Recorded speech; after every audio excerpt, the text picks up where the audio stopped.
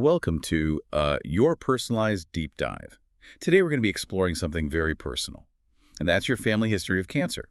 You've sent us an excerpt from the book A Cancer in the Family by Dr. Theodora Ross, and our mission is to understand how family history and genetic testing can help you make informed decisions about your own cancer risk. That's an excellent goal. This book is particularly interesting because it combines Dr. Ross's personal experiences with her medical expertise. Right, and she really emphasizes the idea that knowledge is power when it comes to managing cancer risk. Absolutely. So what makes this deep dive so interesting is that Dr. Ross herself initially delayed genetic testing despite her medical background and a family history that was, to put it mildly, full of cancer. It seems like a bit of a paradox. Well, it's actually quite common. Even for medical professionals, facing your own genetic vulnerabilities can be challenging. Dr. Ross really highlights the human side of this, discussing her internal struggle with denial and how the fear of knowing sometimes outweighs the potential benefits of information. It's interesting because she also writes about how a conversation with a patient finally convinced her to get tested. It wasn't until she saw it from the perspective of someone seeking guidance that she fully realized the importance of facing her own genetic risks. That's a powerful insight. It underscores the idea that genetic information isn't just about individual risk. It also impacts families. Dr. Ross eloquently illustrates this through her own family story, including the tragic loss of her sister, B, to breast cancer at a young age. It's clear that experience deeply shaped her perspective. She also talks about her Uncle Jack's death, which was initially shrouded in secrecy. Later, she discovered the truth about his cancer diagnosis, highlighting how family secrets can sometimes hinder our understanding of genetic risks. And that's why Dr. Ross stresses the importance of family history. She describes it as a puzzle where seemingly unrelated cancers in a family might actually point towards an inherited syndrome. And she uses a really fascinating tool to help decipher this puzzle, a genogram. Have you ever worked with those? Yes. Genograms are incredibly useful. They're more than just family trees. They're visual representations of family relationships that map out communication patterns, emotional ties, and even those unspoken agreements or secrets that can influence the sharing of medical information. She gives some pretty compelling examples of how those communication patterns can affect a family's understanding of their own medical history. Like in Dr. Ross's own family, there were certain topics that were just off limits, which made it difficult to piece together a comprehensive picture of their cancer risks. Exactly. And that's where the role of a genetic counselor can be so crucial.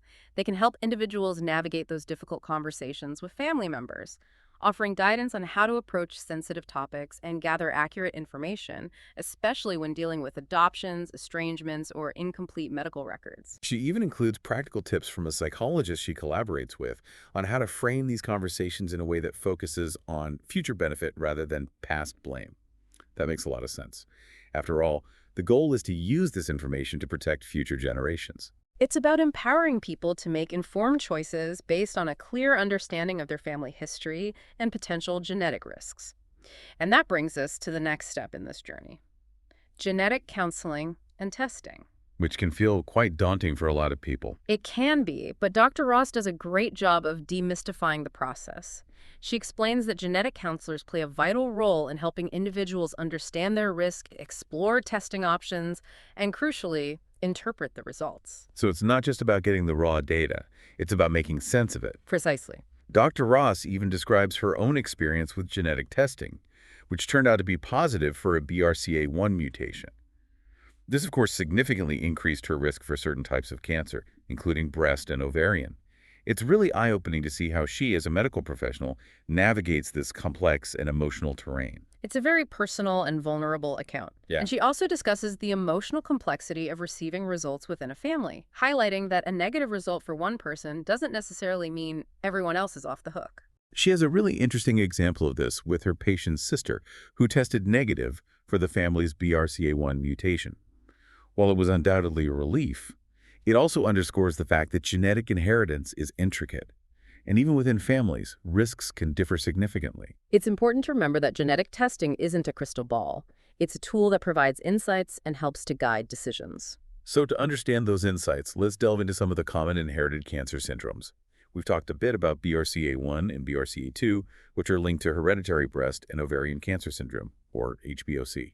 This means people with these mutations have an increased risk of developing breast and ovarian cancers, and potentially others like pancreatic and prostate cancer. And it's important to note that HBOC isn't the only inherited cancer syndrome. Dr. Ross also discusses Lynch syndrome, which is associated with colon, endometrial, and other cancers. Then there's Li-Fraumeni syndrome, which is linked to a TP53 mutation and can lead to a wide range of cancers. She even mentions some less common syndromes like von Hippel-Lindau and Cowden syndrome, just to illustrate the breadth of inherited cancer risks. It really is like opening a window into a whole new world of genetic predispositions. But here's where it gets really fascinating. Even if you test positive for a mutation, it doesn't mean you'll definitely develop cancer. Absolutely.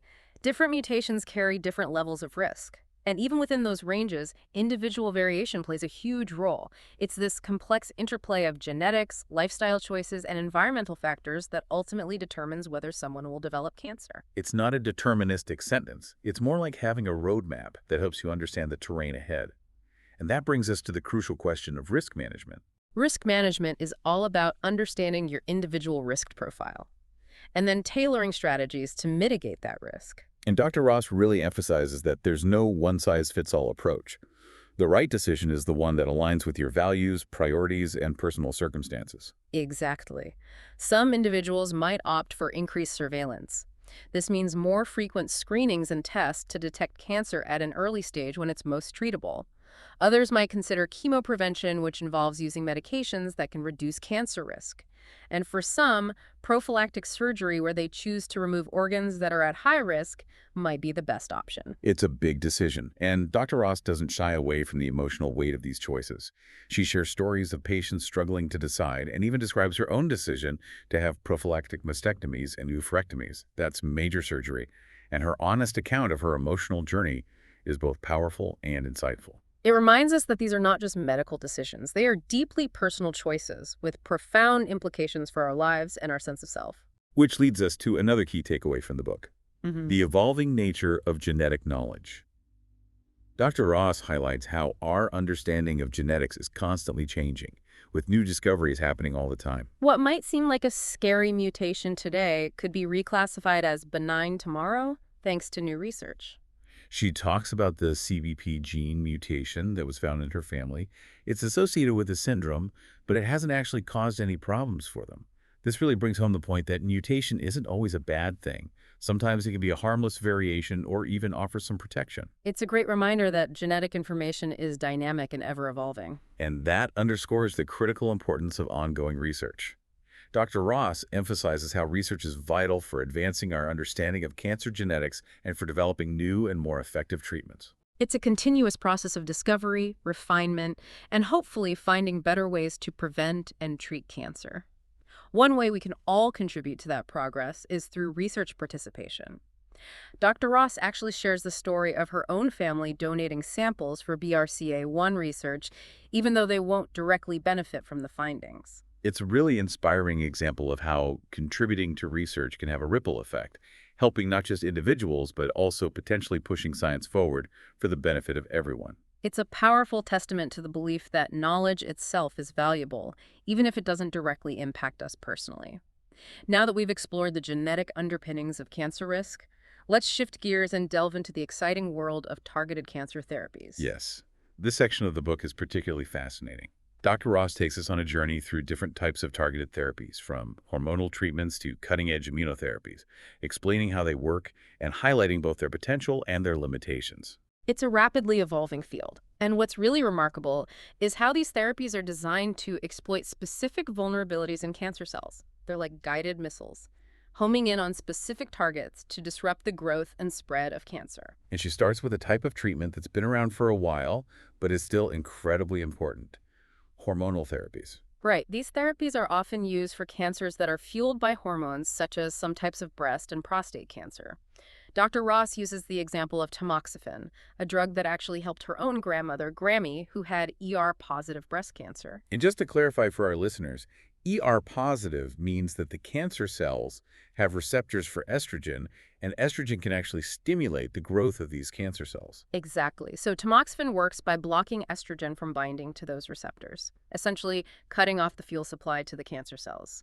It's been incredibly effective in reducing recurrence rates for women with this type of breast cancer Hmm. and is also used as a preventative measure for women at high risk. Dr. Ross even mentions a patient who was BRCA1 positive but wasn't quite ready for surgery. Tamoxifen gave her some valuable time to consider her options. It highlights how hormonal therapies can provide flexibility in risk management. They're not always a permanent solution, but they can offer significant protection while someone is weighing their choices. So that's hormonal therapy. What about those newer targeted therapies, like kinase inhibitors? Kinase inhibitors are really exciting because they're designed to interfere with specific enzymes called kinases. These enzymes play a key role in cell growth and signaling, and in many cancers, they become overactive or mutated, driving the uncontrolled growth of the cancer cells. So kinase inhibitors essentially target those rogue kinases, putting the brakes on cancer cell growth. That's a great way to put it. Dr. Ross shares a story about a patient named Larry who had lung cancer. His tumor had a specific mutation in a kinase called EGFR, and this mutation made his cancer vulnerable to a drug called gefitinib. And the results were pretty remarkable, weren't they? His tumor shrunk dramatically. It wasn't a complete cure, but it was a testament to the power of targeted therapy. It's a great example of how understanding the molecular profile of a cancer can lead to these tailored treatment possibilities. And there's another class of targeted therapies that caught my attention, PRP inhibitors.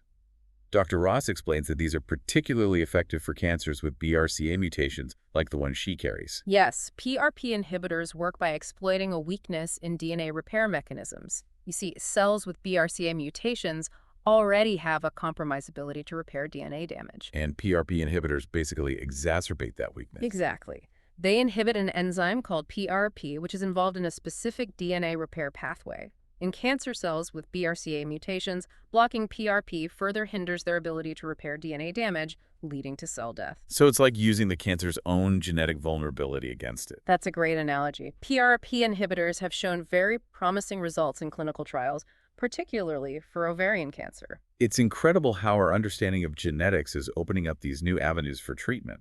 And it's moving us closer to truly personalized cancer treatment, tailoring therapies to the unique genetic makeup of each person's tumor. But there's another frontier in cancer treatment that's even more mind-boggling: immunotherapy. Okay, I've been waiting for this. Immunotherapy is all about harnessing the power of the body's own immune system to fight cancer. It's like giving your immune system a boost, helping it recognize and destroy those rogue cancer cells that it might have been overlooking. And Dr. Ross explains that some of these therapies involve actually modifying immune cells to make them even more effective cancer killers, like CAR T-cell therapy, where T cells, which are like the special forces of the immune system, are taken from the patient's blood and genetically engineered to recognize and attack cancer cells more effectively. It's incredibly sophisticated. And while it's still early days, the results have been groundbreaking for some types of cancer, especially certain leukemias and lymphomas. It's almost science fiction come to life. But as with any medical treatment, especially one as powerful as this, there are potential side effects and risks. That's why rigorous testing and clinical trials are so essential. And Dr. Ross shares a really sobering story about the dangers of adopting new treatments without sufficient evidence. She recounts the experience with bone marrow transplants for breast cancer, which were initially thought to be very promising, but later turned out to be ineffective and even harmful in some cases. That's a stark reminder that hope, while essential, cannot replace sound scientific methodology. Exactly. And Dr. Ross's decision not to recommend a bone marrow transplant for her own sister, Bea, outside the context of a tightly controlled clinical trial highlights the importance of research and the ethical responsibility of medical professionals to make evidence-based recommendations. So this brings us back to the vital role of clinical trials. They provide a structured and safe way to evaluate new therapies, ensuring that they are both safe and effective before they become widely available. And research participation isn't just about potential personal benefit. It's about contributing to a collective body of knowledge that can ultimately lead to better treatments for everyone. It's about being part of something bigger than yourself. Absolutely. And it's also about recognizing that scientific knowledge is constantly evolving. Dr. Ross discusses how our understanding of genetic variants can change over time, and even experts can have differing interpretations. She mentions a situation where one genetic testing lab classified a variant as likely pathogenic, meaning it was likely to cause disease, while another lab interpreted it differently. That kind of ambiguity can be unsettling, especially when you're trying to make important decisions about your health. It is. And it highlights the need for ongoing research, open communication, and a healthy dose of humility when dealing with complex genetic information. We need to be comfortable acknowledging what we don't know and be open to revising our understanding as new discoveries emerge. That's the essence of scientific progress. Dr. Ross talks about initiatives like the Personal Genome Project, which is gathering vast amounts of data to better understand the human genome and its variations, and how projects like this have the potential to revolutionize healthcare. It's amazing to think about the possibilities, from more effective disease prevention to personalized treatments tailored to our individual genetic profiles. It's truly the future of medicine. But as we delve deeper into the genetic basis of health and disease, we also need to be mindful of the ethical and societal implications of this knowledge.